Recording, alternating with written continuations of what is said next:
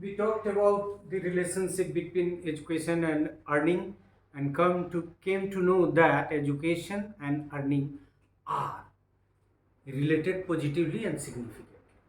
Now we shall learn the impact of education on earning profiles. मतलब education का आपका profile यदि better है, आपका जो आपके तुनीर में ज़्यादा बाण है शिक्षा रूपी, तो क्या आपकी कमाई का प्रोफाइल जो है वो भी उससे इन्फ्लुएंस होता है। वैसे तो हम लोग एजुकेशन और अर्निंग के माध्यम से स्वीकार कर चुके हैं कि yes, earning profile is being influenced by the profile of the education of an individual.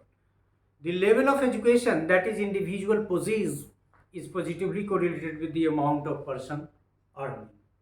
मतलब जो कमाते हैं और जो आपके पास शिक्षा रूपी पूंजी है, दोनों का धनात्मक सहसंबंध है। एज, मतलब there are other factors, age, sex, race, native ability, class, social class, background, place of residence, branch of employment, occupation, and on-the-job training are all important factors. अलग से नहीं हम बात करेंगे, लेकिन है कि एज है, उसका भी प्रभाव है, एज का भी प्रभाव है, रेस का भी प्रभाव है, ये सब आपके प्रोफाइल्स हैं।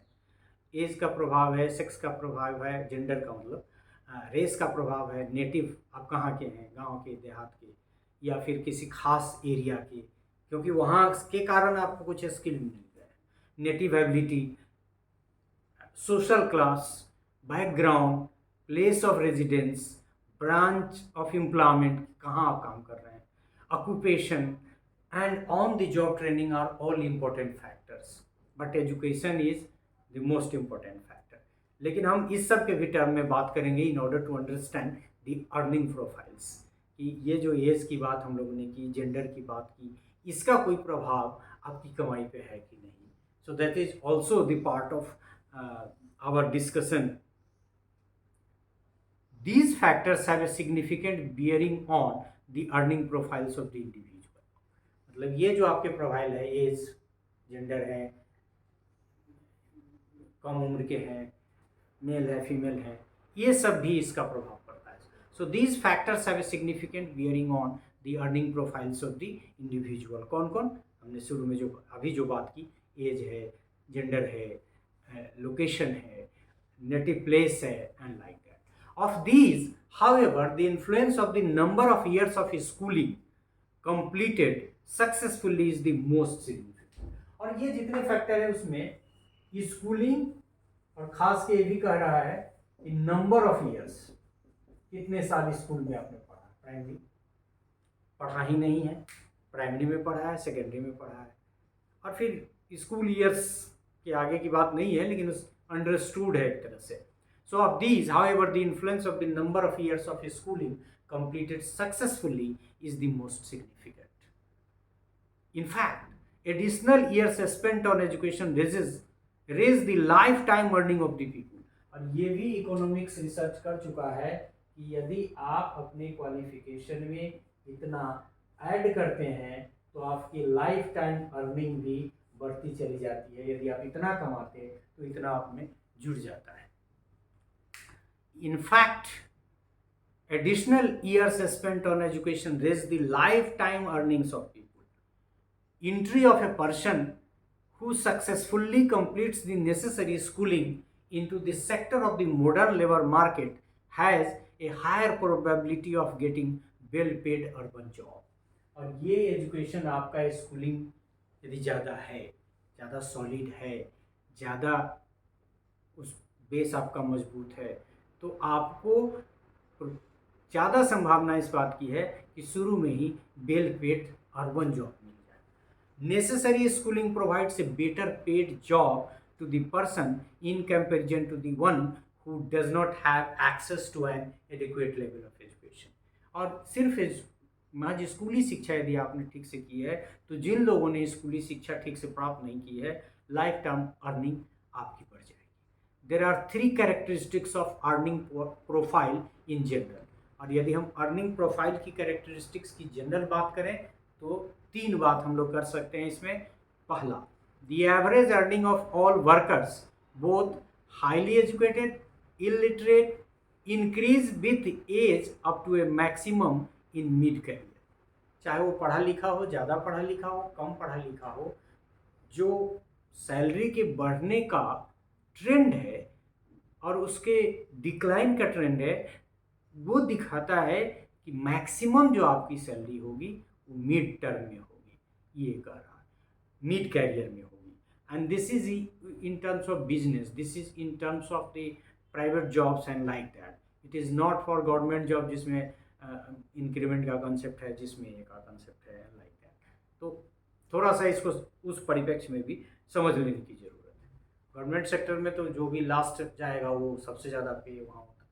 After that the curve either flattens, उसके बाद या तो वहीं पर कांस्टेंट हो जाता है या फिर नीचे गिरता है, और बिगिन्स टू डिक्लाइन.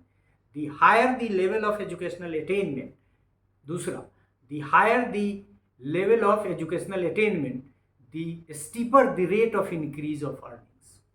और स्टीप होता चला जाता है, मतलब पहाड़ पर ज़्यादा ऊंचाई और ऊंचाई, स्लो. पहला आपने देखा कि मिडिल एज या मिड टर्म, हालांकि अब मिड टर्म पहले की तुलना में बढ़ गया है. अभी हमने 60 और 80 की बात की, बहुत सारे और भी चेंजेस हैं. और फिर यदि आप पेड गवर्नमेंट सेक्टर के सिक्योर्ड जॉब में हैं तो हर साल इंक्रीमेंट मिलना है, तो वो अलग चीज़ है.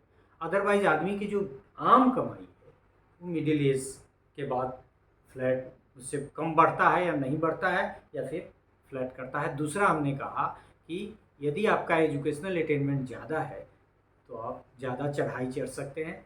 सो the steeper the rate of increase of earnings आपकी बढ़ेगी. जितनी आपकी शिक्षक का इंक्लिनेशन है वैसा ही इंक्लिनेशन आपकी कमाई का भी होगा. In most cases the higher the initial earning of workers at the start of their working life, the higher their emoluments towards the end of their service. और ये देखा गया है कि यदि शुरू के दिन में किसी व्यक्ति की तुलना में आपकी सैलरी ज़्यादा है तो at the end of the day भी आपकी सैलरी ज़्यादा होगी. तो ये characteristics. Educated earn more in life and it is more than the lifetime earnings of those with very little or no education. मतलब जो एजुकेटेड है वो जीवन में ज़्यादा कमाते हैं, और यदि जीवन की पूरी कमाई जोड़ दें तो कम पढ़े लिखे या न पढ़े लिखे की तुलना में ये बहुत ज़्यादा होती है. From the above discussion, it is clear that the levels of education or the educational qualification of workers influence there relative average earnings. मतलब व्यक्ति के रिलेटिव एवरेज अर्निंग्स को प्रभावित करने वाले तत्वों में लेवल ऑफ एजुकेशन और एजुकेशनल क्वालिफिकेशन एक महत्वपूर्ण कंपोनेंट है. और दूसरा की बात की थी दो, एक तो फिर मिड टर्म तक, दूसरा की स्टीपर एजुकेशन, आपका जितनी ऊंचाई आपकी एजुकेशन की उतनी ऊंचाई तक आपकी कमाई जाएगी. और तीसरा The workers with higher levels of education reach their maximum earning capacity faster. तीसरी विशेषता यह है कि जिस व्यक्ति की एजुकेशन ज़्यादा है उनकी मैक्सिमम अर्निंग की कैपेसिटी जल्दी पहुंच जाती है, मतलब उनको जंप ज़्यादा मिलता है. And their level of earnings at retirement is also higher as compared to those who are less educated. और रिटायरमेंट के समय भी उनकी सैलरी अच्छी खासी होती है, ज़्यादा होती है उनकी तुलना में जो कम एजुकेटेड है. दीज थ्री कैरेक्टरिस्टिक्स, जिसमें हमने पहले में क्या बात की कि कमाने, जब आप कमाते हैं तो मिड टर्म में सबसे ज़्यादा कमाई होगी, फिर आपका एजुकेशन का जितनी ऊंचाई है आपकी कमाई की ऊंचाई उतनी ही जाएगी. और तीसरी बात हमने की कि मैक्सिमम अर्निंग आप फास्टर गति से कमा सकते हैं यदि आपका एजुकेशन ज़्यादा है तो. So through these three characteristics, we can say that these characteristics suggest that over a lifetime, the total earning of educated persons remain considerably higher. और इस तरह से हम कह सकते हैं कि यदि एक एजुकेटेड है, एक मिडिल एजुकेटेड है, एक लो एजुकेटेड है, तो इनकी कमाई भी ऐसे ही होगी. ये लाइफ लॉन्ग अर्निंग भी इनकी ज़्यादा होगी। तो इस तरह से 3 कैरेक्टरिस्टिक्स के माध्यम से एजुकेशन और अर्निंग प्रोफाइल्स को हम लोगों ने समझने की कोशिश की, और अंत में हम लोगों ने पाया, हम लोगों ने समझा कि एजुकेशन के प्रोफाइल का सीधा संबंध अर्निंग के प्रोफाइल से है। यदि आपका एजुकेशन प्रोफाइल मजबूत है तो आपका अर्निंग प्रोफाइल्स भी मजबूत होता ही होता है, मजबूत होगा ही होगा। So this is all about this part in which we learn education and earning profiles, and of course they are significantly and positively correlated.